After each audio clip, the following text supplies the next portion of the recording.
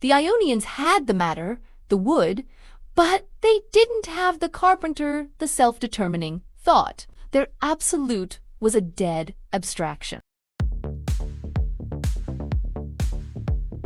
Before we dive into the minds of the first philosophers, we have to ask, how do we even know what they said? According to the sources, we don't have their original books. We have fragments and traditions. Hegel points out that our most abundant authority is Aristotle.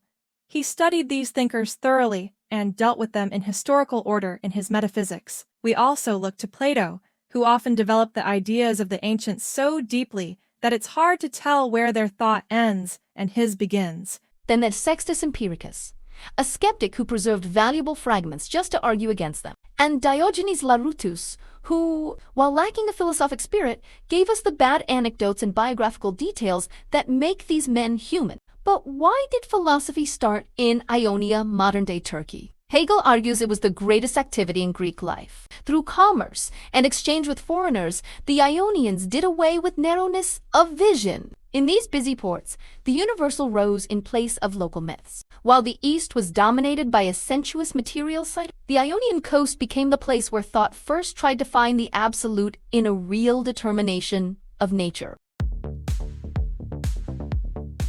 We begin with Thales. With him, Hegel says, we properly speaking first begin the history of philosophy. Born around 640 BC, Thales was a statesman and a man of science. You might know him from the famous stories. He predicted an eclipse and taught the Egyptians how to measure the pyramids by looking at the shadow of a man. But the people mocked him. There's a story that while making observations on the stars, he fell into a ditch. The people laughed, boasting that a philosopher couldn't see what was at his own feet. But Hegel retorts, philosophers laugh at them, for they do not fall into a ditch just because they lie in one for all time, and because they cannot see what exists above them. Thales' grand proposition was this: water is the principle, the arch of all things. To us, this sounds like simple science, but to Hegel, it is a monumental leap of the mind. Thales was receding from sense-driven perception. He was saying that the endlessly varied world of mountains, stars, and people is actually just one simple unity. Aristotle suggests Thales chose water because all nourishment is moist, and life comes out of moisture. But for Hegel, the importance isn't the wetness. It's the thought. Thales reduced the wild, endlessly varied imagination of the gods into a simple substance that neither originates nor disappears.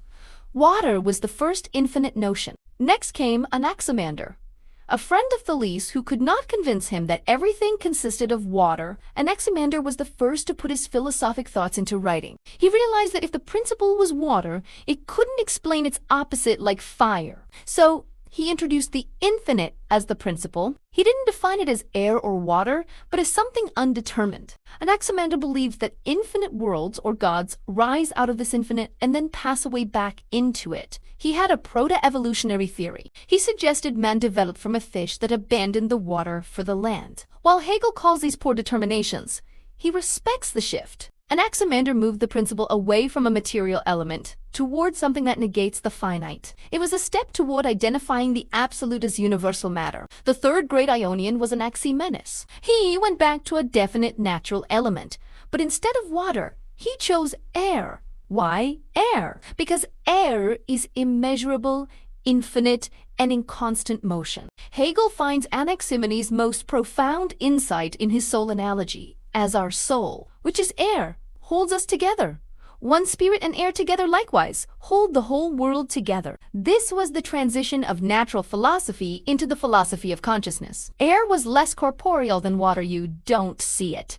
You only feel it in movement. It represents the universal medium. Hegel, following Aristotle, points out the major flaw in this early Ionic philosophy. These thinkers focused only on the corporeal element and ignored the incorporeal. Aristotle's famous critique is that they missed the principle of motion. He explains it like this: wood does not make itself into a bed, and brass does not make itself into a statue. Something else a cause, a movement must be the reason for the change. The Ionians had the matter, the wood, but they didn't have the carpenter, the self-determining thought. Their absolute was a dead abstraction. Stay tuned, because the follow-up to Chapter 1, where we explore the mathematical world of Pythagoras and the birth of pure thought with the Eleatics, will follow soon.